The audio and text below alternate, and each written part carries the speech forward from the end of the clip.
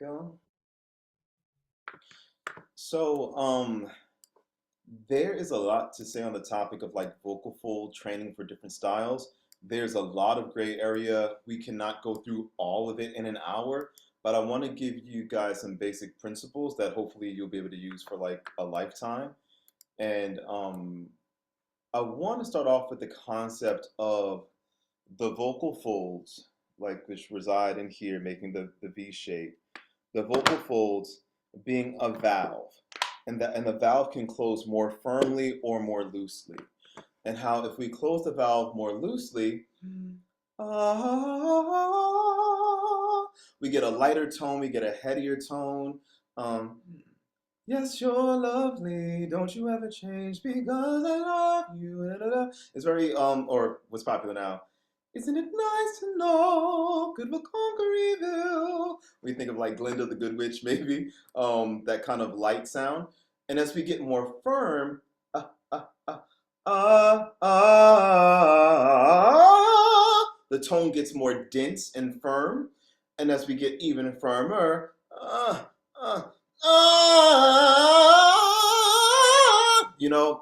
or again to Wicked, Cynthia uses a lot of like, "Someone's gonna find me in October." It's like this very kind of focused kind of quality. So my point today is not for me to just sing at you. I want to kind of give you what I call cheat codes to help you find the feelings. You exploring the feelings and memorizing the feelings is your work to do, but I at least want to give you some guidance on how to find them. So we're going to go from flow dominant to pressure dominant. And I will pause at times to check to see if any of you have any questions.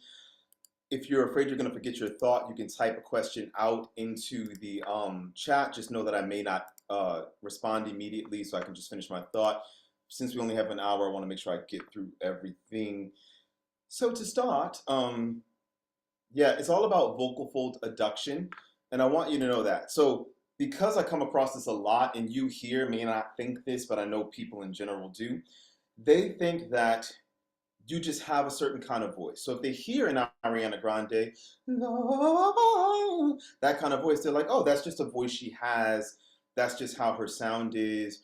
Um, or if they hear me, she gives me love, love, love, love, crazy love, gives me love, love, love. They're like, oh, that's just his natural voice. And I'm like, to an extent, in that the hardware is what you have, but it's also a chosen coordination. Because also, I would get the same thing when I was an opera singer.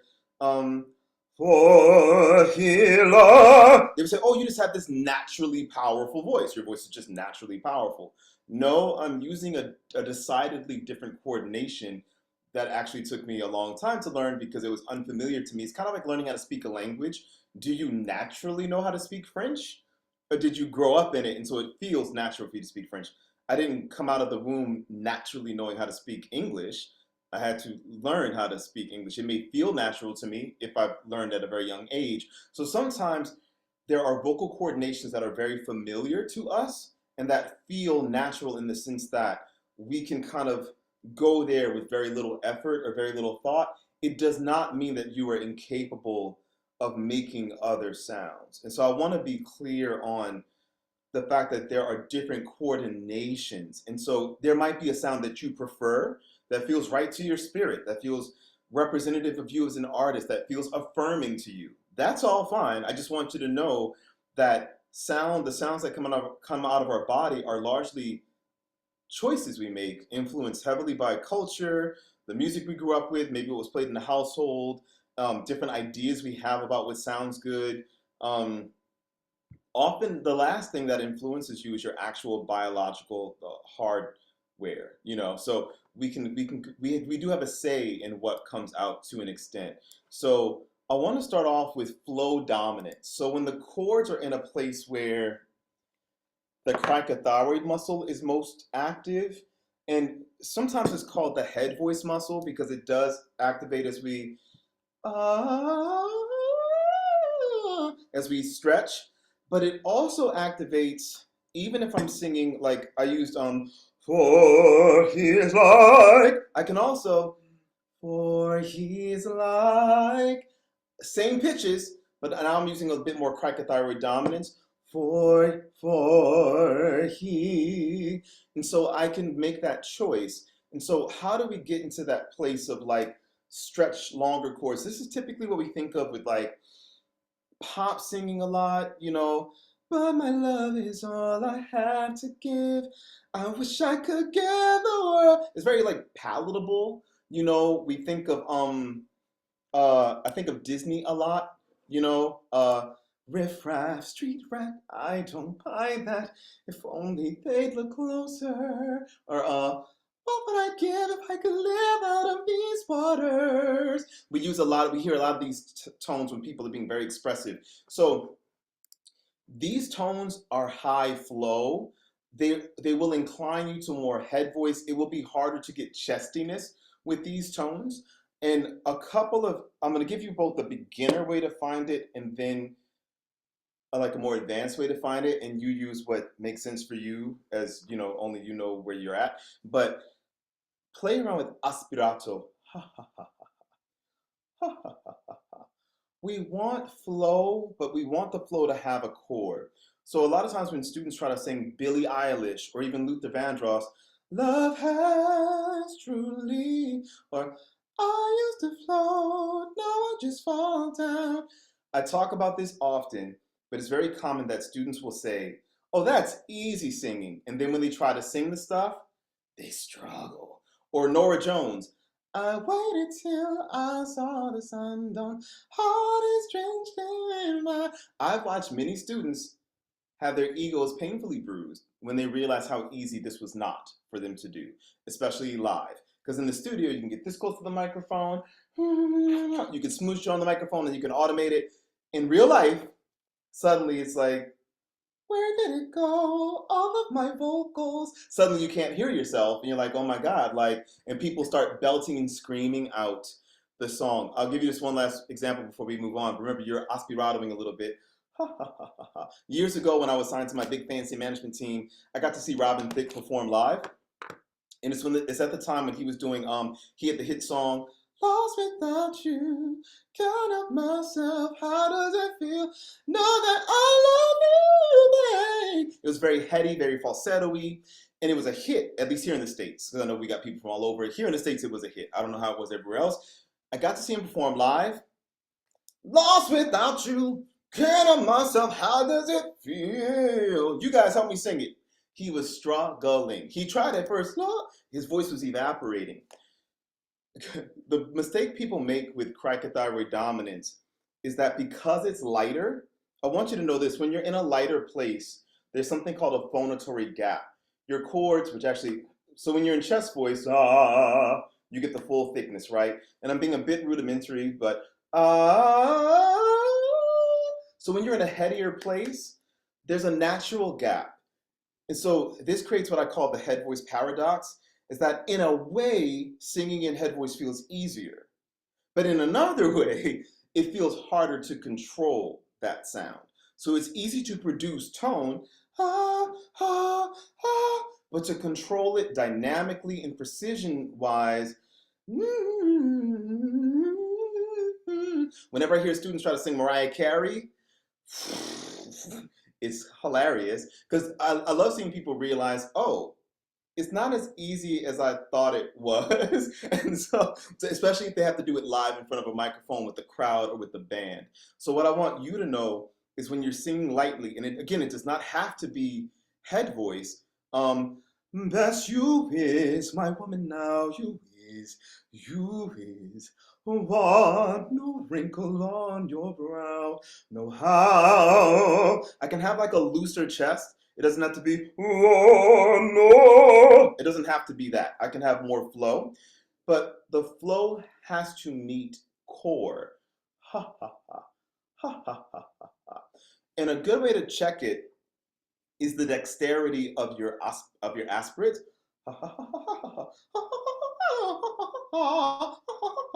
If you're feeling like, I remember, I'll bring this up, I don't think she would mind, but you guys know I worked with Trina Bourdaire for years. And sometimes people would say, okay, Eric, you say breathing's so important and she's a master breather, and she is. Then why is she coming to you for voice lessons? because we don't sing on breath alone, we have to balance all that breath power against this little bit of gristle up here. And so one of the first techniques I think that she wasn't used to in gyrokinesis, I'm not graceful, but pretend that I am. You know, she's an elite trained dancer. Like she's an award-winning dancer in ballroom and ballet and stuff. But she would use the breath to facilitate movement, and she's a master of this, and it makes sense. But for singing specifically, we have to chamber the breath and balance it against this. And so the first time we did aspirato, she opened up beautifully because she's a master of that, and then she went ha ha ha ha ha. It's like Mario, if you see it, like straight down. And so she couldn't ha ha ha ha ha ha. It takes skill to ha ha ha ha ha ha ha ha ha ha ha. And I'm just intuitively moving around. If I do any actual scales or arpeggios or melodies you recognize, it's purely by accident or maybe by subconscious instinct. But I want you to just kind of intuitively ha ha ha ha ha ha. But know that if you get ha ha ha ha ha ha, you're not wrong necessarily. It could be a sign that you have to practice more. This is going to challenge your respiratory muscles, including your diaphragm, of course, but also your vocal folds' ability to tap the inner edges. This is like you can kind of think of it as like the grandfather, grandmother of vocal fry. Ha ha ha ha ha. So instead of rattling it, we're just tapping, we're hitting and quitting it. Ha ha ha ha ha ha ha ha ha ha ha. Ho ho ho ho ho. Sometimes, and I want you to know this, I go through this a lot. If you're struggling to do this, it doesn't necessarily mean that you're doing something wrong. It might simply mean that you need to do it more. I keep throwing this model in front of your face to remind you this is a real well, this is plastic, but this is a model of these are real muscles. They're real. And I wish I could take this off because they're on both sides, but I can't take this off. But these are real muscles that control what your vocal folds do. So you can literally strengthen it. It can be paralyzed. It can be weak. I have some students who deal with vocal fold atrophy, like especially of the cricothyroid, because we typically, especially I found in people in English-speaking countries, because we tend to have, especially if some of you are from other countries, when people impersonate Americans sometimes, I'm American and I eat hamburgers. Like they do a very heavy, flat kind of voice because we typically, as opposed to like in the UK, people typically speak higher. Throughout Europe, people typically speak higher than Americans do. There's studies on this. It's not a personal opinion thing. And if you like when I speak French or something with my dad, people are like, you just have a different voice. It's natural. Bonjour, comment ça va? Vice. You naturally. I'm not gonna be like, I don't know, like I can't. It doesn't feel right. It's not the same. It's a different kind of thing. And we're not the only ones. Japanese men speak really heavy. Again, in general, there are always exceptions, but these are cultural things. It's not genetic. It's a cultural thing. I remember one of my Nigerian students said that Nigerians don't know how to whisper, and I think that's funny because I had Nigerian neighbors when I first moved to DC, and he would talk on the phone outside, and I was like, I can hear everything you're saying. I could tell from his body language he thought he was being like demure, but I could hear everything. But but that's from my point in mentioning all of this is, through puberty, the thyroid strengthens and it gets thicker. That's why our voices get deeper and fuller. And through culture, we might also learn to speak with that thickness. Because again, in American culture, I'm just using this as an example, but you can apply this however you know. Women often in the corporate world will speak lower and they suffer a high degree of vocal injuries as a result. And they're not doing it for nothing. Studies are very clear. They get more respect for speaking lower, which is interesting. But because we can get into the misogyny and all that another time, but forcing their voice down gets them more respect. And as I have men who contact me all the time on social media, like, how do I get a deeper voice? I want a deeper, manly voice. And like, how do I talk? Like, they ask, how do I talk like you? Like, well, genetics did a lot of that. Like, I can't take credit for that. But puberty makes this muscle really thick. It doesn't typically make the cricothyroid thick. So to strengthen the cricothyroid to get that lighter sound, we need squeaky, creaky, edgy. It's a light touch. You can also do what I call edgy humming. Notice I'm not saying vocal fry because I think that for this specific thing, like sometimes vocal fry ironically can actually give us like more robust chestiness, and I'm trying to help you find a lighter quality. We're steering just shy of vocal fry actually right now, but try to find that focus. Or even I don't know if you can hear. It's kind of brassy, crispy, squeaky. I'm not going It's not pretty. Uh, There's a creaky quality to it. I also like sing. Sing. Another sign that you're in the right coordination is that the voice should feel really stretchable. So by nature, like I said, and partially by cultural influence, like I also acknowledge, but my chords are thicker by design. So I have a heavier voice. It's harder for me to find upper register thickness. And it doesn't matter your gender. If you have a thicker voice, you know it because we typically feel like our chest voice is here and our head voice is over there, and there's a big chasm in between. It's like somewhere out there, there is a mixed voice for me. But anyway, but lighter voice types are like, oh, you mean mix like this? Whoa! Like lighter voice types just get it naturally, and it's really annoying. Hate you, guys. No, I'm just kidding. But I'm working with lighter voice singers like mix, huh? What register was that, Eric? I can't tell. My registers just bubbling together as one, and I'm like, can't relate. I don't know that. I can't relate to that. Which brings me to the last part of this. And I'm only mentioning Wicked since so many of you have mentioned it to me, but some of you I know are watching later, even though you're not here right now. Some of you have noticed that uh, Ariana collapses a lot. It's nice to know that we'll conquer evil. Things are meant to try us. And her throat's engaging, but she's still singing the notes. I wish you would have a bit more resistance personally. And if you're familiar with the classical sound that people like Kristen Chenoweth, like she's a really truly classically trained vocalist have, it's a much fuller, more robust tone. I think Ariana sounded beautiful, but it's just she doesn't sound the way like the legit classical people sang. And it kind of worked for the movie, it kind of modernizes it. But the point is this: the headier you sing, the less you have to resist. Ariana, what she has going for her, I also don't think she's gonna hurt herself. But and the reason why is because she's lengthened in her folds. She's really lengthened and she's got really good placement. And placement is the allowing for that path of least resistance. It's letting the voice go where it wants to go. She's not trying to force it. She's not doing that. She's letting it be light. She's letting it travel. She's not trying to escape her face.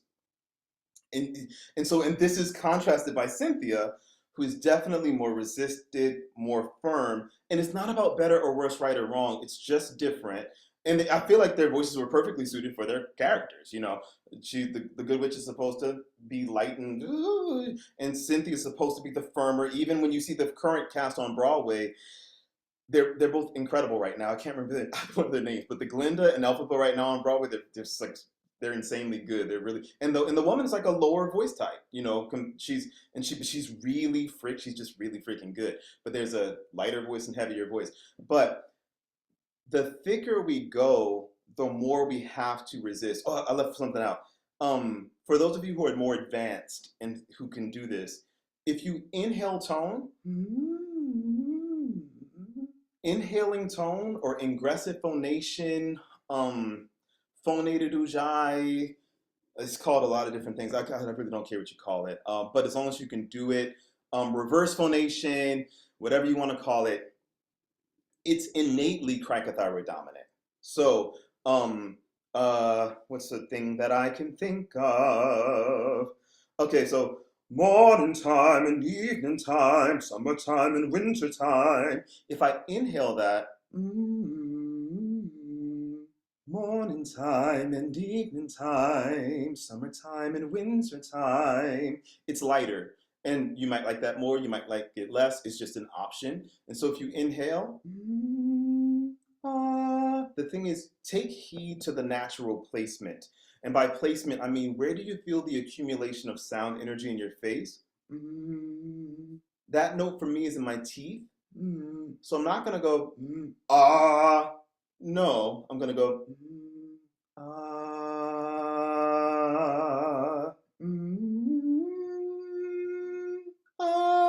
instead of I'm not gonna do that. I'm gonna listen to the placement. So a lot of times, and this is not all about musical theater, I swear, but this is just a perfect illustration. Musical theater singers use this a lot. I've mentioned this before. Some of you have sent me clips of Joy Woods and Marla Mendel and other singers, and you say, she sounds good, but is she breathing badly? Because, I have to run away.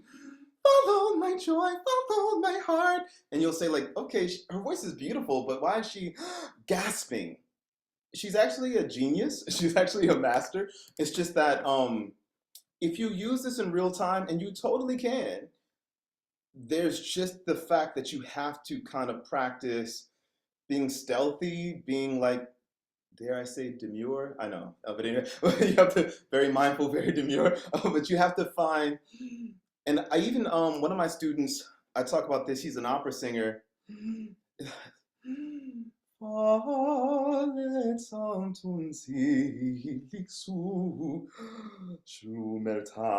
you would just just try to sneak it in. Sometimes you can, and I've said repeatedly, you're gonna love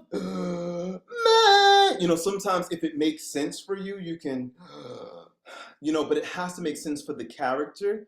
And I will keep you safe, and I will keep you close, and rain will make the flowers grow. If you can do it in a way that doesn't make the audience go, huh? Then you can sneak it in, but I guarantee it'll put you in that place. And if you can control the microphone, just, and young girls, they do get weary. Well, so you just learn how to work it, but or just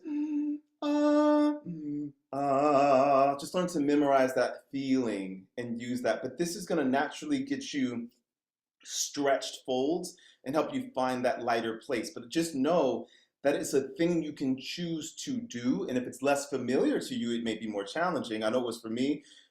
People find this hard to believe now, but finding head voice and singing softly was very hard for me.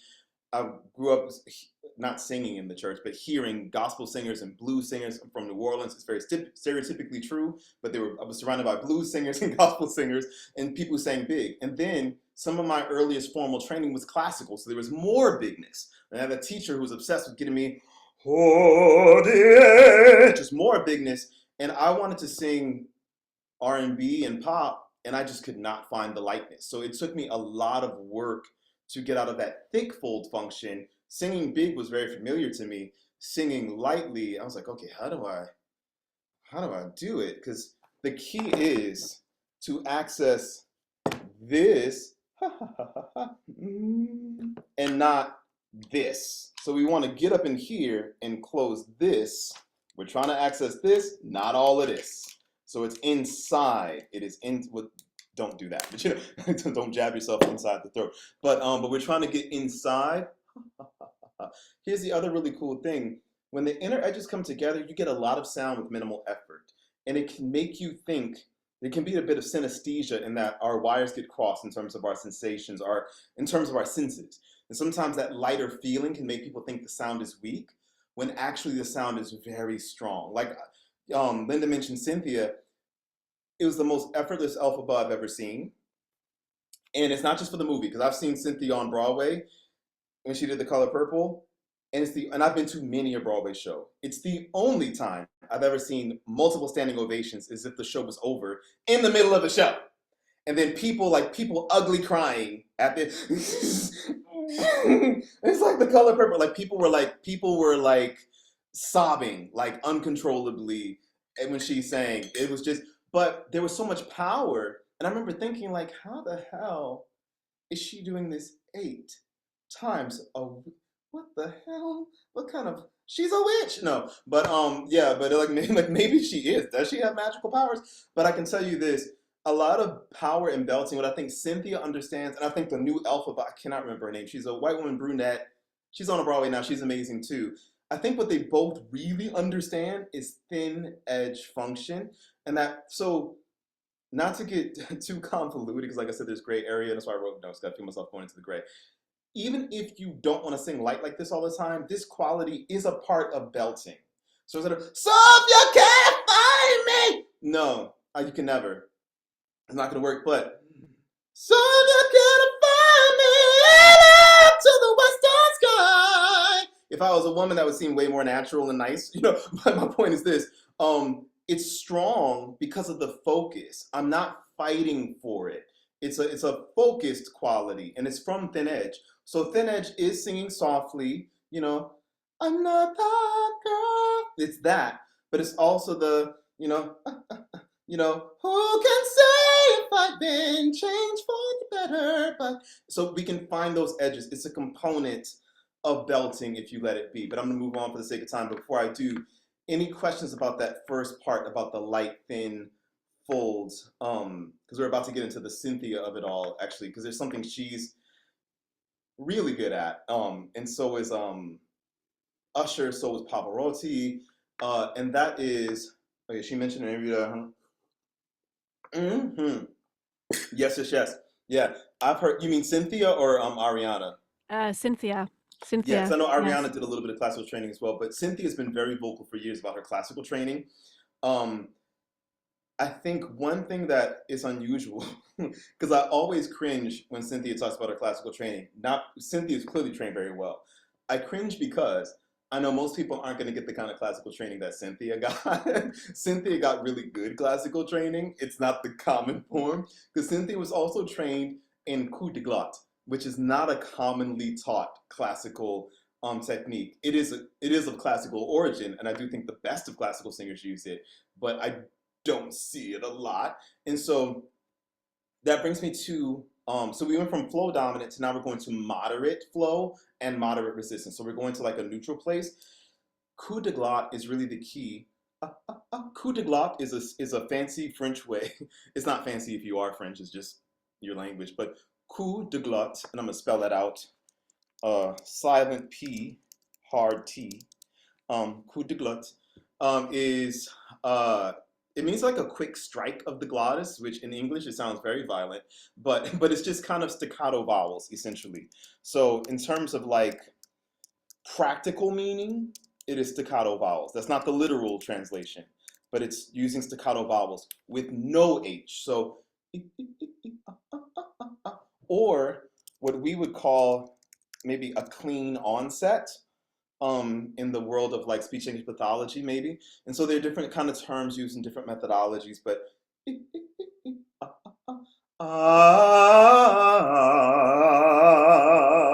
it's a denser tone. um you can hear this if you hear Cynthia, if you look it up. I don't need you to love me, when she sings I'm Here from The Color Purple, the average person is gonna high it. They're gonna add an H, whether audible or imaginary. High. But Cynthia, I don't need you to, I don't need you to love.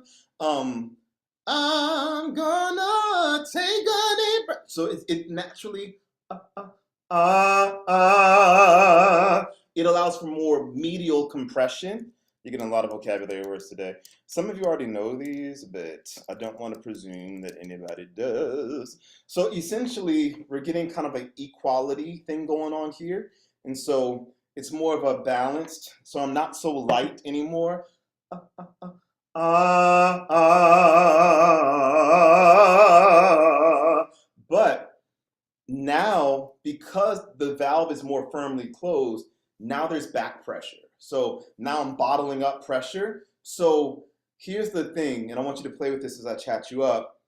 There has to be a firmer response from the body. So if I'm tapping my chords, uh, uh, uh, and some of us we talked about, I know Linda and I have discussed Janice Chapman, her teaching. This is where this starts to really come in. We should have a primal reflexive response, and especially not only, but it should. This is a strong canary in the coal mine, so to speak. You should have quite a natural response here. It firms and moves forward, it firms and moves forward, it firms and moves forward.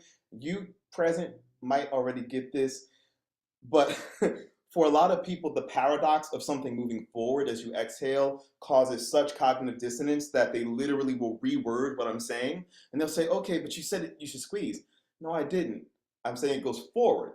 Ah, ah, ah, ah. And they go, that doesn't make any sense. You can almost see it like does not compute. It's like frying their brain. So I want to make it clear, guys. If you cough gently,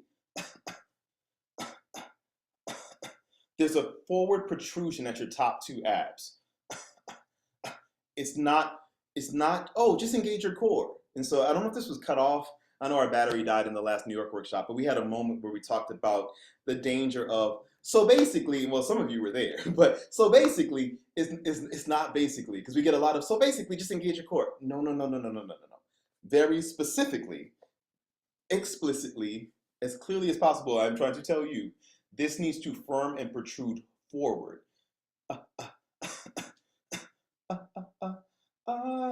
If you want, I'm going to say this, and I hate to speak in absolutes, but if you want a belt, you have to feel this. If you want a belt consistently, and it's a component. I don't care your voice type, I don't care the style, I don't care if it's rock, pop, gospel, theater, opera, you have to have this. This is a big part of what assists the thyroarytenoid muscle, your chest voice muscle, and its function for belting. If it's not working, can you still belt? Sure. And the countdown begins, you know, between now and when you get a vocal fold injury. Because if this doesn't work, you're going to find the compression with your suprahyoid muscles, the muscles under your chin and jaw. It's what we're designed to do as humans. And this can work until it doesn't. Another way I like to say it is, if this triangle doesn't work, then this triangle is going to work. And in case you're wondering, like, triangle, what does that mean?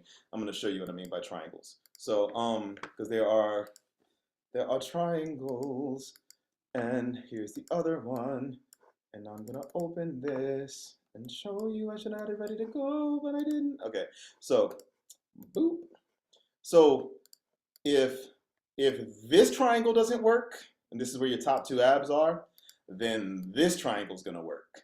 And so we don't want that to happen. And can you sound good with this? Yeah, some of you can sound really good with this. I've met some of you. You can sound friggin' incredible. But there is a price to be paid. And I like to remind people, that's why we've also seen instances of singers with lockjaw on stage. LeAnn Rimes, the country singer, K. Michelle, the R&B singer, Celine Dion. And I mean before all the recent stuff with her stiff person syndrome. But in the past, they've all had moments of their jaws locking stiff on stage. And it's from the overuse of the suprahyoid. I've had students who didn't get a full lockjaw, but had muscle spasms underneath, and that were very painful from overusing this. And sometimes you can see it, and you can see that like really working. So we instead want this. But I think it was Zoe who mentioned this a while back when I was mentioning kind of the order of operations of like breathe, support, sing. And I think, and don't let me put words in your mouth, but you were like, can you close the chords? And as a result, the support happens. And the answer is yes. And that's what I'm advocating here. If the chords close, the support kind of results. So for those of you, I know I talk about flexing a lot, but I also remind you, the core of the A approach method is the idea that your body is designed to do this naturally. But it doesn't mean naturally as in you get to clock out and not do anything. You still have to show up. And you have to vigilantly allow, because if you don't consciously allow, you're going to fall unconsciously into your old ways of gripping, and then that's going to turn it off. So you want to make sure that as you're practicing this,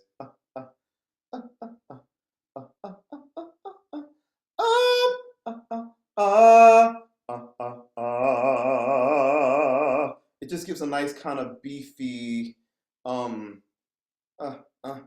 kind of like a thick, like a medium thick kind of quality to the voice. It's also just a great way to strengthen your voice in general. I think all singers of a intermediate to advanced level should do some amount of coup de glotte every day, even if it's just for as little as 3 minutes, because it's just an overall strengthening to the entire instrument kind of technique. But you can also, a cheat code for this one. So the first cheat code was, if you can inhale tone, you're going to naturally be in that lighter place. This cheat code is practice pitch mapping. So uh uh I am warning you, Javert, there is nothing I won't dare. Uh, uh, uh, uh, I am warning you, Javert, there is nothing I won't dare. So I'm pitch mapping. I want to kind of chart the course of each note. Yeah, so uh what's the thing that she all I can think of is defying gravity, like damn you internet. But let's say, and I'll always love you. Let's do that. So we,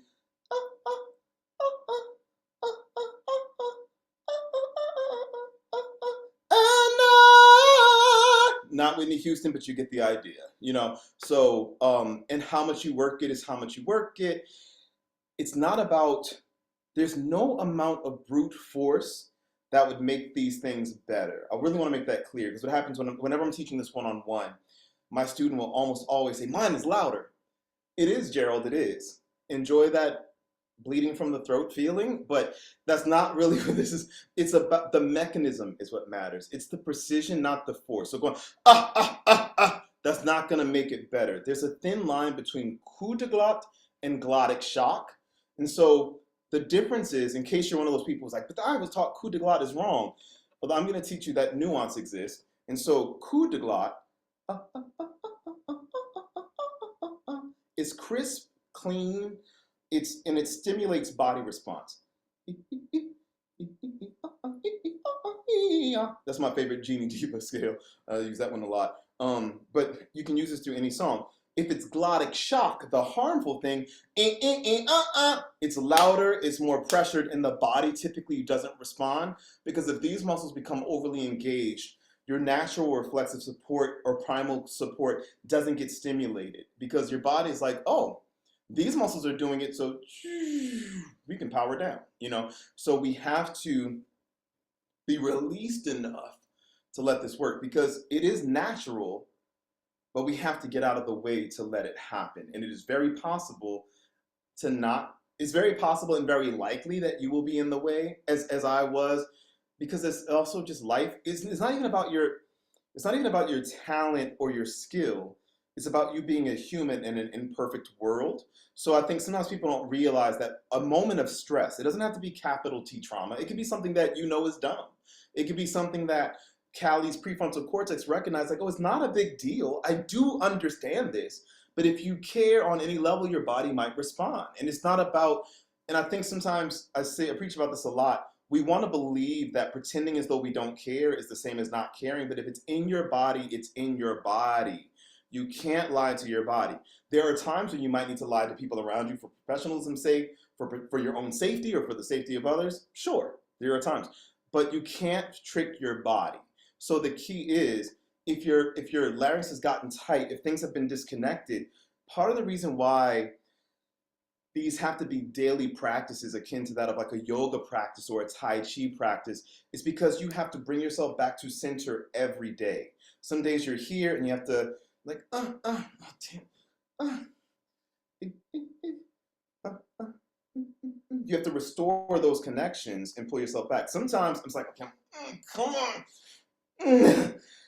Okay, I'm back. And some days I wake up and I feel like a freaking Disney princess and and like a butterfly lights up on my finger. Sometimes I have it like that. That day is not today. And so and some days I'm closer, some days I'm farther away. And so we have to always pull ourselves back to center. And that's why I'm always preaching that you can't know, there's no amount of knowing that can replace the doing. Either it's there or it's not. Like you can't say, oh, I know that already. Okay, but is it happening? Yeah, Callie? Okay, so I was trying not to talk, but I love when you talk. It's okay, welcome as well. I'm turning 55 tomorrow. So I'm like, and I've been working on this stuff for a damn long time, like a really, really, really long time. I started out in opera and then I moved to pop. So then I had to unlearn all the things that I had learned. And one of the things that I had really learned was I have a really big range, right? So I had all this upper stuff on the top, which I had kind of mastered. and then I was always approaching the bottom from the top down, right? And so, but then but then I ran into problems because I'm singing 3 hour gigs and my range is too high. I'm really a mezzo. And so, and then I found you and I've been doing all of the things, like literally all of the things. Like I call it qigong because is it qigong or is it qigong? I'm Well, always it's anglicized, so my Chinese sucks, but I think yeah. either way for an American person is fine with me. Yeah. Like literally, I finally like probably like about a month and a half ago, I'm like, I think I might be one of the people with the ego problems and I actually need to like do the work. Like, so I started doing like, and the trauma, right? Addressing the trauma, all that stuff because I have it, it's there. And my voice has opened up so much and it's friggin' amazing. It's changed. The people around me are shocked. But I still am having problems. Like I was singing the Pointer Sisters Fire the other night in front of a huge crowd, full band. And the jump to the little section, I got to hold on you right from the start, right? That little jump, it's not that high. It's not. But for some reason, it's like the fear of the setting and the fear in my mind. And then everything on the bottom is open and free. But as soon as I'm anticipating going up to the top, I can almost feel the freeze and the closure. And yet, if I'm at home and working on that, I can nail that no problem. But yet, all of a sudden, it's like, where the hell did it go? And how do I get it back? And I don't know. Like, and then I was watching what you were saying about if the tension's not here, then often it's here. And I'm like going, oh, maybe that's what happened. But like I feel like where I'm at now is trying to get the consistency and the continuous stability, and I'm so close. But then I start to kind of second guess a little bit and I'm like, what the hell am I doing? But I think I'm on the right track. It's just when I have those moments where I get tense and then it gets locked down, I don't know how to break out of that in the middle of a song. Like I can see it, I know it's there, I'm aware. How do I overcome it? Yeah. Right. So that's kind of where and I've been doing the lats, like Hmm. super Hmm. strong, super strong. Right. And it's Right. like you said, the body is either going to let you have it or not, right? It doesn't really matter how much you're trying to force the strength of the lats. That's Yeah. not right. It's that Yeah. prana, the space in between is kind of what we're almost looking for. So I don't know. That's where I'm at. Yeah. I'd I like to get think that you're before I'm 57. right. Right. Well, happy birthday to you, Thank you. and along with the birthday wishes from the comment. Um, uh, I think you are on the right track, and this is what I mean by it's a process. I think you have an increased awareness that a lot of the gift and the curse of it is you're aware. I think I've been teaching professionally for 25 years. I know that most singers are just like, oh, my voice just randomly. And I think mastery is learning that it's not quite so random. We just kind of learn to kind of figure out what the triggers are, and that's Yeah. what you're doing. I think Yeah. the long-term thing, I would work through any troubled spots with coup de glock and Yeah. really trying to see, not with flexing. I mean, obviously I'm pro flexing when you're actually singing, if it works for you. But but allowing for the reflexive response so that you can tell it with your whether you're really connected to each and every note. Yeah. Whatever the melody is, I'm just making up a melody Yeah. right Yeah. now, Yeah. so I forgot just that Yeah. fast. Yeah. But really making sure that it's every single one, and it's gonna feel more like a meditation than like a Yeah. vocal practice because you might have to really linger on one pitch because it's not uncommon that like the first two pitches are fine, and then one random note that's not even that high or that low is like there's not connecting, and you have to kind Yeah. of dwell there for a while. But in Yeah. real time, if you're like, okay, understand, I'm gonna work on that, but like tonight I've got to do something. I find that what can really help is a snore inhale. You're not actually snoring, but it's a Oh vocal yeah. fry that, and then like really, and it can be quite gentle, but da da da da. It just Yeah. really has a way of just grounding us, and even if it's imperfect or whatever we think that is, I found that it works really, really well. And I've had student Yeah. after student tell me like I was panicking, and I like my body was Oh yeah. exhausted, or I felt like I couldn't use my lats, and then Yeah, yeah, and then you yeah. just sing. Yeah. I definitely use some of those techniques. Like I'll move slightly away from the mic and get Yeah. a little tonal Yeah. inhale. Like Yeah. I do some of that. And one thing I noticed was that because I'm observing myself while I perform. Like I can see the tension in my body and I can see I'm like, what the hell are you doing? Stop this. This is in your brain, you're making this up. But I get tension in like my tongue and in the soft tissues of the mouth, right? And that tends to clamp it down a little. And I don't want to do that. I'm trying so hard to get out of the way. Sorry. But to No, get out, yeah, right? And so the reflexive response can handle it. But it's just totally. that trusting. It's kind of also it's the trust fall. The trust, that's what I consider the real meat of the meditation is the trust fall of it all. Because I've been talking a lot. I have some clients who um they can't flex due to like medical reasons why they can't. So, but we can do other things. And no matter what you choose, there has to, whether it's just purely reflexive, where you just let your body respond, or whether you do an Apogeo inhale, like the happy surprise, Um, or you do, I like to inhale a little bit of tone. So to get down, good Lord. I like to inhale a little bit of tone. It helps me when I want to sing effortlessly, quote unquote. There's effort, obviously, but it feels close to effortless.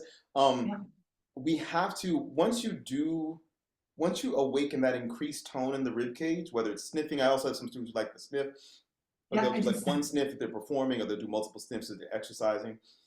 It's all about finding that increased sense of firmness, that increased tone in the sides and back of the rib cage. But then to your yeah, point, letting yourself fall into it, because it's very possible to be firmly open and still grip this, especially in a grabbing. time Yeah, of like, I think of it like yeah, I stage call fright.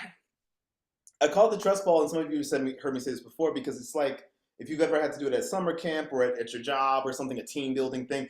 You're like, I don't know. Can Frank hold me? I don't know. I'm not small. Are you sure? I can't. I'm sorry. And then eventually, oh, okay, okay, good, all right. So you have to kind of make your body. I think part of the practice has to be making your body prove its trustworthiness, because I think that you have to like just okay, if I just really let this go and Sure. let my body have all of it. Some of you who worked with me one on one, you know that a lot of our work, I might literally, and I'll just share this with you right now because this kind of goes into what we're talking about a bit. I love a one note practice. So, for example,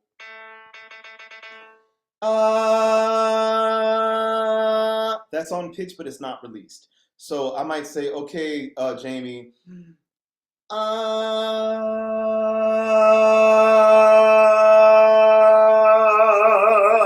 it's not about getting louder, even though I know I did, but the loudness is a result of the increase in resonance. So it's about like how much can I let go? I call it the deep ah.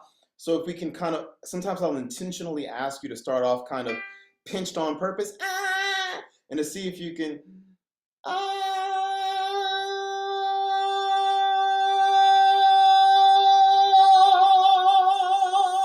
and allow the body to have more of it. Because I find that the secret hope, and this doesn't specifically apply to you, Callie, it may or may not, and you can let me know.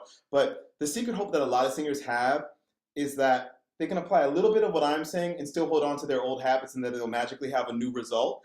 And so, because what I sometimes get from people when it clicks, they go, "Oh, when you said let go, you mean let go. I have to really let go. I know you said that. I know you said that. I'm like, ooh. But and they think I'm judging them. I'm like, I'm really not. It's a process of awareness, because sometimes we're holding on in ways that we don't even realize we're holding on, because they become so. I remember my first speech level singing technique teacher.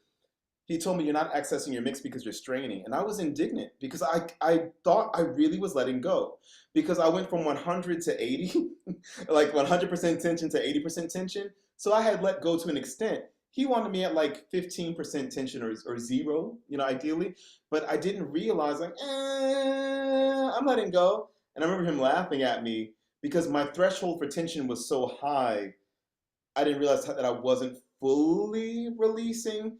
And so, but and to before I go to this last part, so I'm gonna make sure I give you guys this last piece too. I think this is another way where practicing lightly can be helpful, even if you're a big belty rock singery person, because just practicing, ah. This kind of might be what Linda was alluding to a bit with Cynthia in the classical training. Sometimes singing the lighter, headier way can help us to manage weight better, vocal weight. Even when we go to our like big burly kind of like one of my good classical teachers, he would have me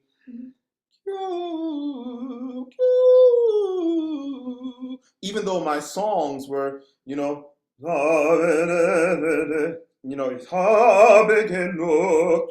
but I would, all this kind of like really light, really deliberately heady singing. I don't think it has to be that excessive, but, or if you're doing a song, here's a more concrete example. So, some got hold of me lately. No, I don't know myself anymore. That's a chesty mix for me. But if I practice it, something got a hold of me lately. No, I don't know myself anymore. I think that can be beneficial to just establish where's the nucleus of the tone is and the freedom, and then to gradually add on the weight. So I'm very much so in favor of starting off heavily and then gradually adding on the weight. I feel like once we are chesty, because as we're about to talk about, chesty singing is pressure dominant.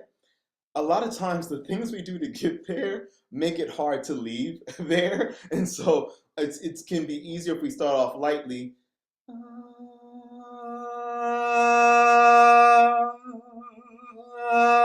And kind of practice that as opposed to because then we're kind of stuck and we just start spinning our wheels deeper into the mud, kind of, But when we're going for our thickest tone, the cheat code for our thickest folds is crying.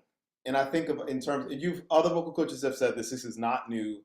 But I break it down as like baby cry and grown man cry. And so, because the baby cry, I think, and I think of like, you're no good, heartbreaking, you're long, you're cheap.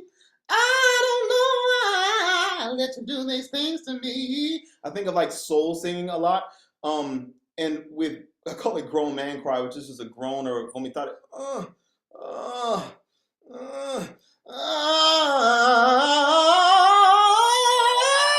and even though I say grown man cry, it could be anybody. Women use this all the time, but it's just a thicker. The difference is the baby cry, or what you might know as witch's voice, or as laryngeal tilt, or different terms people give it, is more cricothyroid dominant, and the grown man cry is more thyroidnoid and intraretinoid dominant. And so it's about, both of them are forms of what we call glottal compression. And so, but the difference is, are we compressing where the chords are stretched, crazy, or are we compressing in a way that the chords are fat? Bell bottom blues, you make me cry, and so, but I want you to know it's not about projecting, it's about pressing in a way that is manageable. Because again, now, or and there are gradients in between. I'm demonstrating at like the polarized ends of the spectrum.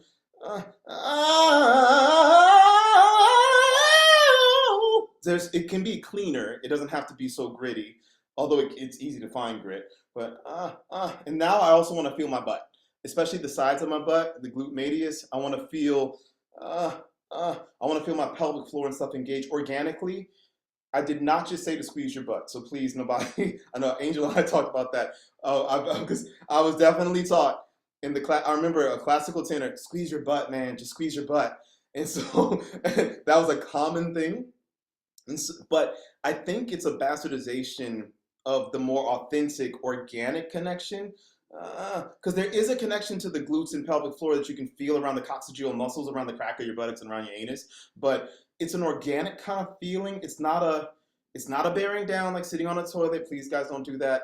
It's an organic, reflexive response, and it's firm, but it's not painful, and it's not like, yeah, it's not a bearing down. It's more of an in and up. it's engage, and those lats should automatically come alive. I actually encourage you when you're playing around with different vocal fold coordinations, I encourage you to not flex, just because I want you to, because if your body is responding reflexively or not is a strong indication of how well you're closing. And if you're already flexed, then you can kind of camouflage that, and I don't want you to camouflage it. So I want you to see, am I feeling my body respond? Because if I don't feel it happening naturally, if I'm getting, then I might be in the danger zone. How important is vowel placement when it comes to really getting the voice to flow without tension and unnecessary pressure? Okay, so I think placement is muy importante, pero I think that people tend to, I don't believe in the whole place it forward or place it back, because I really do believe that placement is an individual self-study kind of thing. And that's again why I think this wasn't a plan, but what keeps coming up is I think everyone should practice their lightest singing for at least a part of their practice every day. And if you can, I think one of the most powerful tools,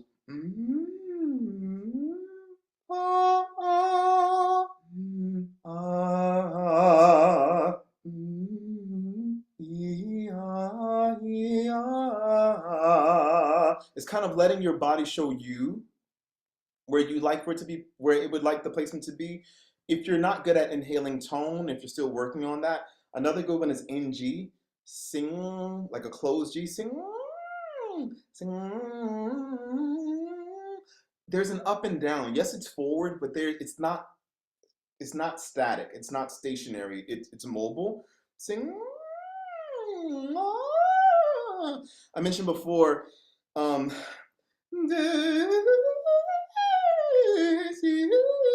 I'll never forget that little riff from Il Dolce Sueño. I was working with April Wheat, the classical soprano, years ago in New Orleans. She was, and I remember I was doing sing and kind of exploring those pathways.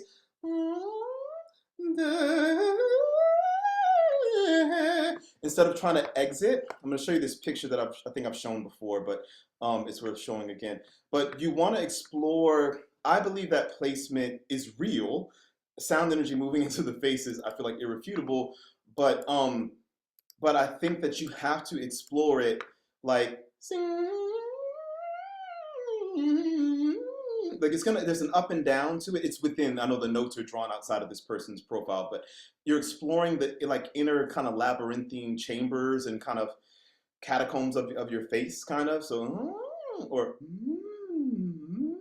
there are certain sounds that kind of really help to get us that feeling of exploring the sound energy in our face. So I do think it can be helpful to know if you're, but for me, and this is a personal opinion, this is not a hard fact, I believe that placement is a result, and I think that it often goes awry when we make it like a focal point or like a cause.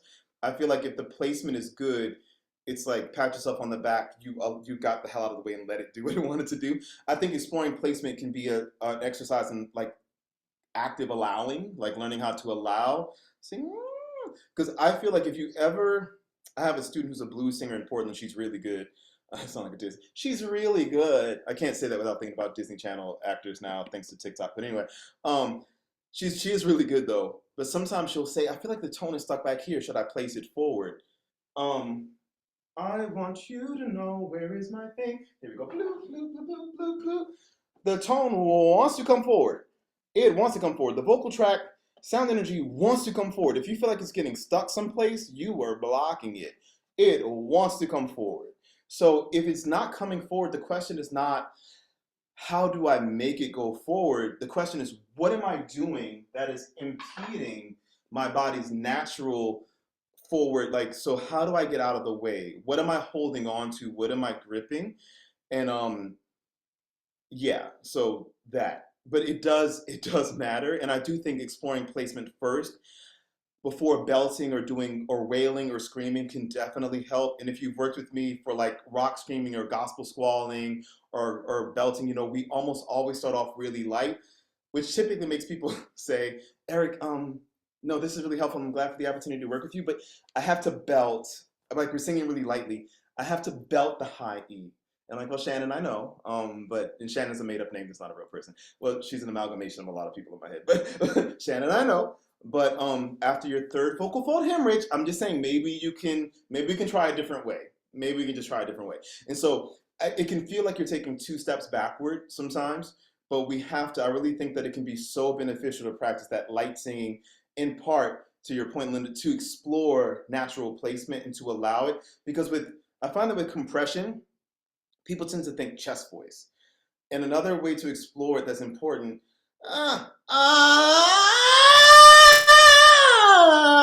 you should be able to go from, if you can't blend, then you're not free. If the larynx can't tilt, you are in the danger zone. You know, you're the edge, the edge, the edge, the edge. Anyway, but yeah, we want to make sure the larynx can tilt. If I'm using witch's voice, yeah. If I'm getting or if it's if there's a sudden stark contrast in the tonal quality, then I can know, okay, I'm like blocking. And again, it doesn't even necessarily always mean, because I see a lot of you here I know are more experienced. So and if you're watching this later and you're like, I'm kind of a beginner, then this can still serve you too. For a lot of you here that I'm looking at, I'd say for most of you, if you ever have a blip, yeah, check to see. You might be clenching something. Sure, definitely. Fix what you know how to fix. Sometimes though, if you're not in the habit of using certain techniques routinely, you might just need to do it repetitiously and build the muscle, and with less effort. So what I mean by that is, like, I demonstrated a pretty meaty vomitare a second ago. But sometimes you might need to go, maybe be a little more gentle with it. And that's not defeat. It doesn't mean that you're not really good. It doesn't mean that you're failing. I always use the example of like lifting this pin. If I wanted big, huge arms, it's not gonna do it. It's not gonna hurt me, but this is too light. But I'm also not gonna go to the gym with the super muscle bros and try to lift what they lift, because then I'll hurt myself. I wanna find a nice in between, something that, okay, it's got a little weight to it. It's enough to challenge me, not enough to hurt me. So same thing with glottal compression. It's like weightlifting for us. So you wanna find like, what's the, okay, I feel it, and I don't feel like I'm about to die. You know, so I want that. Or with witch's voice, ain't no way for me to love you. Maybe that's not as powerful as you know it will ultimately be, but that might be all you can give right now safely. And the muscles really will strengthen. And I keep emphasizing that because I've learned from doing this. A lot of people don't believe that the vocal fold muscles, the diaphragm, the intercostals, the pelvic floor will strengthen. And so there's this thought, no matter what I say, where people think, oh, either I have it or I don't. And I can tell when I say you got to keep practicing, they think I'm saying you need to practice in order to figure it out. What I'm trying to tell you is, no, the tensile strength of the muscle fibers has to literally be broken down, restored. You have to actually literally strengthen the muscles through repetition plus time. Like you have to literally, it's literal muscle building. And sometimes I'll have students, and this is gonna sound like a humble brag, but stay with me here. I'll have students who say, man, you just do that so easily. You're just like, you just have a gift that I don't have. I'm like, I wish that was the case. It would make me feel really extra special, I guess. I'd walk around with a inflated head. But what I know is, I tell them often, I'm like, actually, I've told this to some of you who are watching this. You actually have way more natural ability than I do. I'm just stronger than you. And that's not, and I don't mean that in like, I'm stronger than you. No, I mean, I've just done more repetitions of this weird stuff than you have. And once you do it, I fully expect you to surpass me. You just have to spend the time doing this weird stuff. Like kind of what Callie was talking about, just kind of working it and finding where those weak spots are and just like, okay, there's another little spot. I've done so much here. Oh, there's one little, okay, let's work that, you know, and just kind of working these pieces. I'll tell you this, which no one asked for. And Zoe, I haven't forgotten about your comment. But people, when I first started doing the glottal compression, I just thought I couldn't do it because my throat kept imploding, like, and so I would try it a little bit and then I would give up. And this is after a few years of me being a pretty well-known vocal coach. And it's funny because I would teach it, but I felt kind of fraudulent because couldn't actually do it because it took me a while to realize that all I had to do was manage the effort, as my friend Trina Bourdain would say. I had to just practice doing the same thing at a gentler level. And I'm a little embarrassed to say it took years for that. I was gonna say for that to occur to me, but it didn't occur to me. Trina and some of my other teachers had to keep telling me like, "Hey, it's okay to pull back a little bit. You know, it's okay. Like, you don't have to give everything all the time." So learning that I could do like what I call like a baby version of like a lesser effortful version of things is really helpful. If someone deals with excessive tension, yes, I would advise them to do the flow dominant stuff first.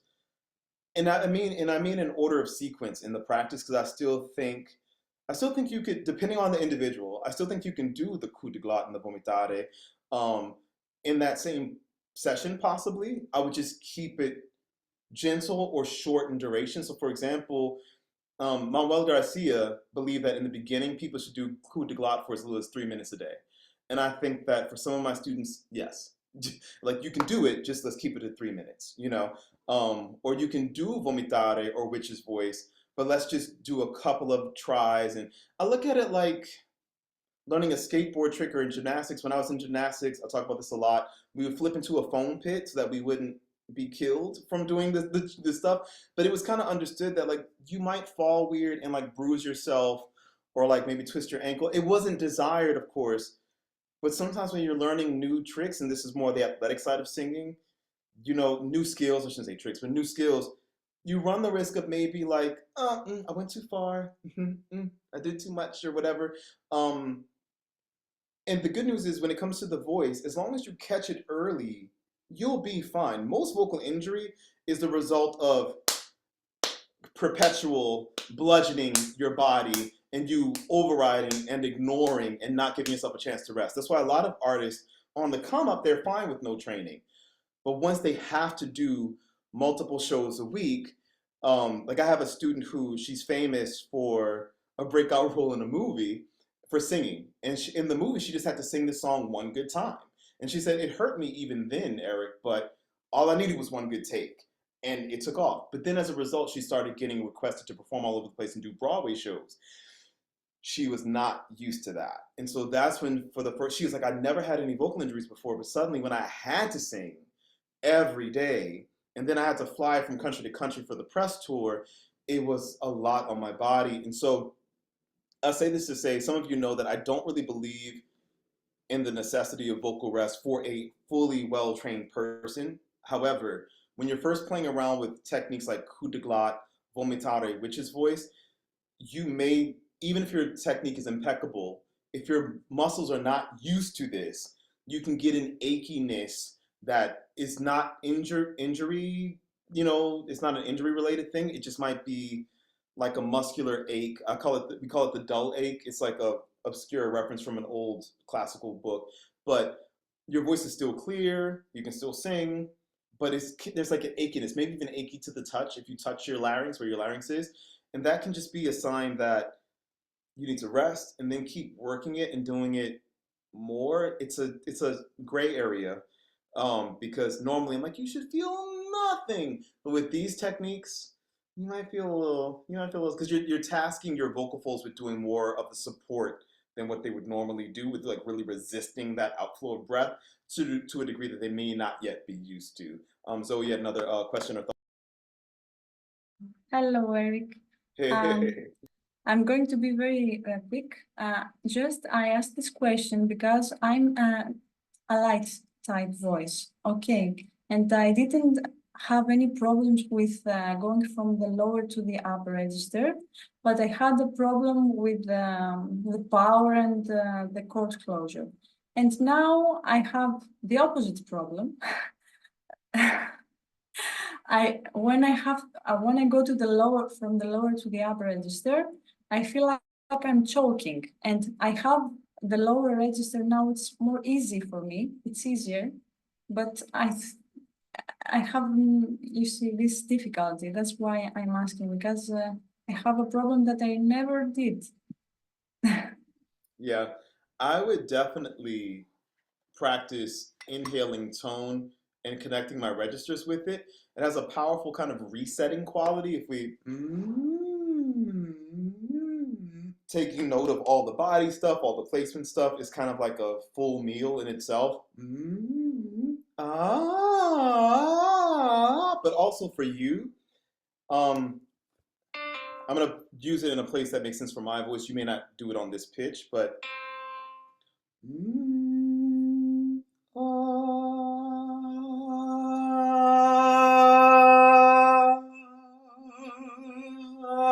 I would practice moving back and forth from chest to head on a single pitch. And this only works in like the middle of your range. Because obviously, that's going to be all head voice for me no matter what I do. Or like, that's going to be all chest. So there has to be a place where you can both do and where you know you can do head voice and chest on that note, even if it's a little tight. And then I would inhale that pitch.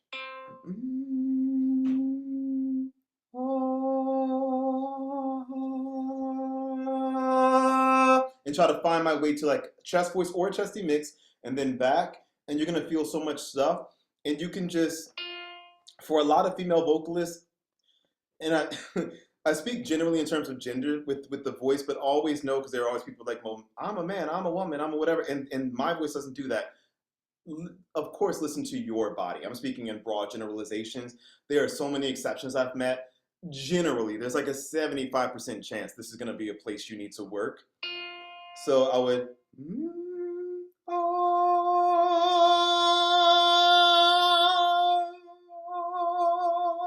notice I didn't add that much chest to it, because right now, respecting my body, I, like what I was chatting about for the past 15 minutes, really respect your body's boundaries. So there's nothing to be gained from,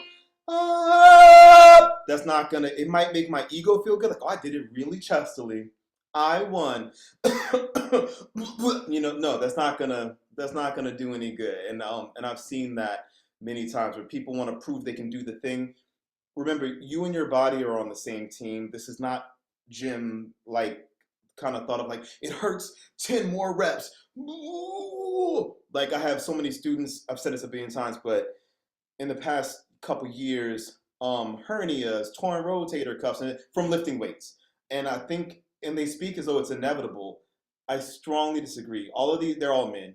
And all of these guys that I know who have this issue, they're all a certain personality type. And I don't say this without judgment, but there's this thing of like, if you could sum it up over the head to be, I view strength as the ability to override discomfort. I need you to not do that. Okay, like when it comes to this, that's not how vocal training works. And this is the thing. I didn't get nodules at 14 and a hemorrhage at 19 because I was so good at listening to my body. Like, I was this person too, because again, as a gymnast, tighten up. I was praised for my ability to perform with hairline fractures and what the girls went through was way worse. I think I'm still traumatized just from watching them go through things. But we were praised for our ability to push through pain, and I think I carried that with me, and kind of being praised for my ability to pretend as though things didn't hurt. And our society praises us for that. Oh, like, Linda, you lost your loved one and you didn't even cry. You're just a strong person. And like, no, it's not the flex you think it is, guys. It's killing us. It's killing us. And it makes it hard to master the voice. So just know, if your body's saying, hey, that's as loud as we can go, that's as high as we can go, that's not failure, that's not defeat. That's just your body saying, this is the present limit. And if you respect it, the voice will bloom and it will grow. I emphasize this part so much because I'm projecting a little bit, because this was a thing that was hard for me to learn. I don't think all of you have this issue to the extent that I did, but I know that I think I could have been a much better singer much earlier had I learned this, but I kept trying to plow through my body's restrictions, and then I would injure myself. It wasn't always as severe as a hemorrhage, but I would have these injuries where I would then have to take several days off, and then I would do it all over again. And then like, oh, why do the worst things happen to me? I'm the hardest worker. It's like, no, you're not paying attention. You're not learning the lesson, Eric. You're not learning it. And learning to respect my body's boundaries was really pivotal in like strengthening. I think with vocal fold strengthening, and I'll summarize it with this before I ask if there are any more questions. Learning that I needed to respect the boundaries, and that every connection here has to have a body response. that was critically important. And then my voice started to grow. And so I think of the body connection as being like roots being able to go into the soil versus just a pretty plant that's uprooted that might be pretty for now, but it's going to start to wilt and wither and die. So every tone, ah, ah, you are sunlight and I, moon joined by the gods of fortune. Midnight and high noon needs to be connected. It needs to be connected. Morning gonna come and I can't believe, and it's so deep. It's got to be connected. Oh, yeah. It has to be connected. So no matter what the tonal quality is, and I throw my voice around just to emphasize it is not genre specific. It's just tone specific, it's human specific. And so you want that reflexive response. And for the record, in case anybody asks, can you do this instead of flexing? You totally can, if you're good at it. Part of the reason I started emphasizing flexing so much is because I found that a lot of people, because I said this is natural, a lot of people took natural to mean I don't have to be present, I don't have to pay attention, I don't have to try. And it's like, no, no, no, no, no, no. You still have to show up and be there. Because what would happen in our New York workshops, not so much this most recent one, but the summer one especially, people would say, I don't know, am I doing it? Well, I don't know, Fred. Are you? Like, touch, can you feel? And I noticed that a lot of people were they just didn't want to pay attention. And we finally got them to touch. Oh, I feel that. Oh, but I really had to pay attention. Huh. I'm like, okay, I didn't ask you to like go burn down an orphanage. I just wanted you to pay attention. Like I'm not asking you to sell your firstborn. I just wanted you to pay attention. That's all. I'm not asking you to sign your life over to me. And so people would act like it was such I had to pay attention. God. Yeah, you have to pay attention. You have to be there. You have to inhabit your vessel. You have to show up, because a lot of people say like, when can I let go? And what you really mean is, when can I dissociate? When can I clock out? I need you to come on back into this thing. It would be lovely if you could like be here for the joyous experience you're having. Like, wouldn't it be great? Like, let's learn to be here and be in the body. And so, is it working or not? You can feel it. Is it happening? You know, and we don't have to run away. And I also found that some people, maybe not any of you present, I don't know, but some people were really uncomfortable with admitting when things weren't going right because they felt like it was permanent. You know, like, "Ugh, I don't feel it." You know what? Maybe I do feel it, and I just don't feel it. You know what? It's happening. It's happening.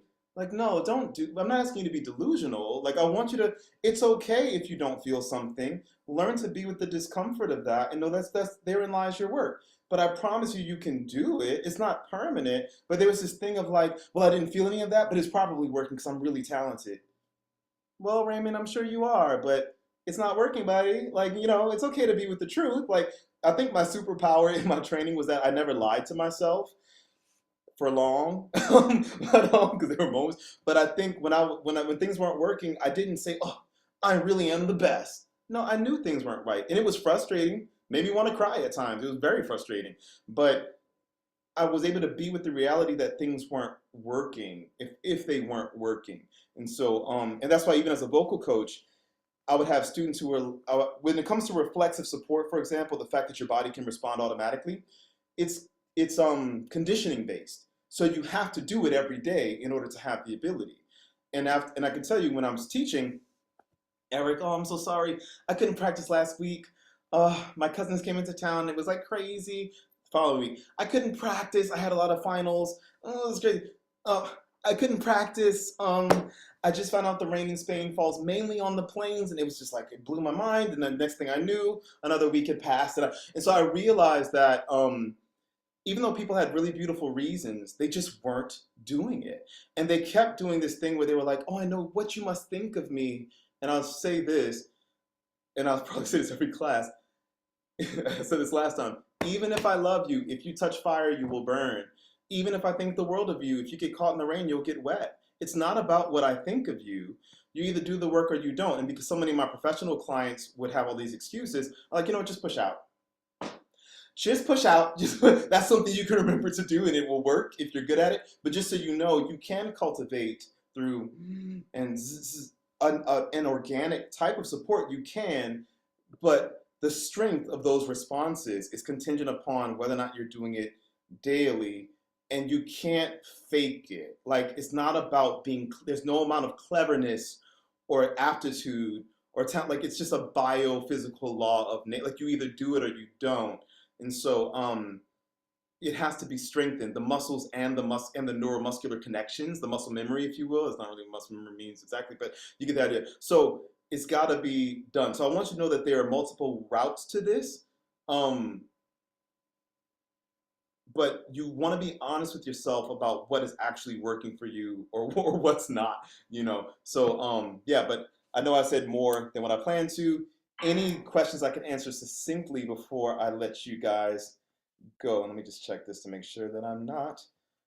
Okay, good. I'm still good. I have a lesson after this, but we're good. Okay. Did I see Callie? Yeah. One last quick question. I'm with you on all the things, but sometimes I think about, should I be creating a little more space while I'm actually singing, performing, like creating, like, you know, because like my classical background is like, you have lots of space in the upper palate and in the mouth, but then I've also had teachers tell me I should relax everything and let it all go, da da da da. Where are you on the space factor? That's a good question. I think that I mentioned before that I worked with GD Diva years ago because the manager wanted to turn me into male Jennifer Hudson. That's what the point is. One thing I gained from her was how I do a lot of a lot of EIA work. If we speak the purity of the vowel, you'll find that if you're well supported, the throat space will move automatically. And Jeannie was a genius. She's not the only person who taught this, but she did teach it very well. There was a lot of like reflexive movement in that palate. But it can move naturally, and even as a reflex, it can lift. So if you exhale warm, moist air silently into the palm of your hand, you'll feel like a reflexive lifting of the soft palate. So you can develop a reflexive response. With that being said, I have some students who simply either they like the sound or they like the feeling of having that space. I love a happy surprise as a way to kind of, when your legs don't work like that. If I'm doing gritty tones, I sometimes feel more secure. I'm fully admitting this might be part placebo effect, but I like to have a little, you know, what's it? Walk this way, talk this way. When I'm doing stuff like that, I like to have a little more. It makes me feel safer to have that space. So I think sometimes I'm fine with. Again, it's about I think of always the conversation between Joan Sutherland and Marilyn Horne when she's like, "Oh, you must have the open throat," and you know, da, da, da. And Marilyn's like, "Oh, you know, you got to use your muscles. You gotta sometimes you sheer force of will." And Joan's like, "Oh, I just do the happy surprise and I have everything." And I think both can be true. For Joan, clearly she was amazing, and that was enough for her. And for Marilyn, she's like, "Oh, honey, I gotta."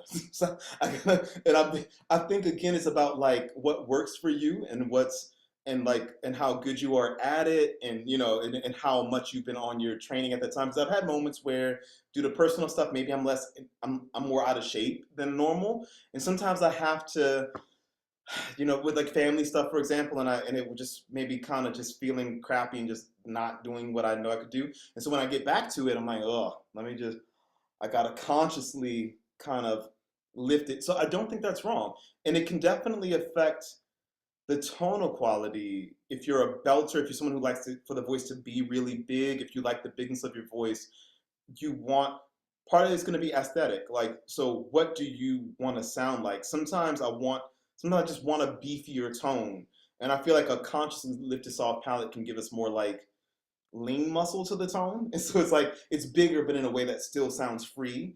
As opposed, I think Lady Gaga is really good at this. Just to give you like a random pop star reference, I know we normally think about opera singers, but or if you listen to Christina Aguilera and Sabrina Carpenter with their duet, Sabrina sings beautifully, but Christina's tone is noticeably more. One of you on Patreon mentioned that her voice sounded armored, and I get that. And if you like that, that's 100% the result, because she works with Don Lawrence, a very consciously classically open throat.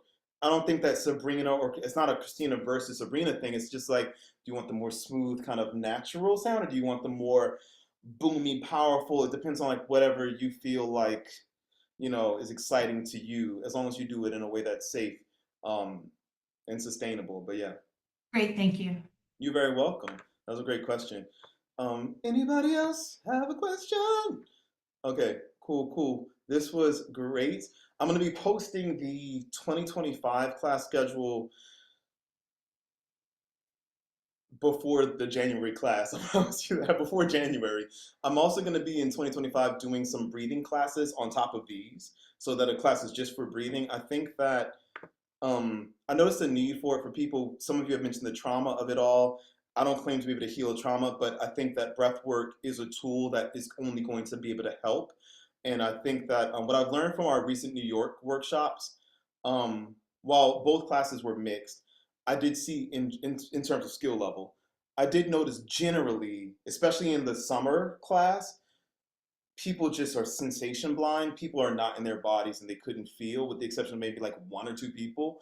I think our winter class, people were a little more connected, but generally, like we talked about, do you feel your breath? And people were like, I'm alive, but I don't feel anything. And even when we saw their bodies moving, they were like, I don't know what's going on. I'm like, okay, we have a problem here. And so we really gotta, we have to, there's no mastery without acute sensation, without proprioception. You've got to be able to feel what's going on.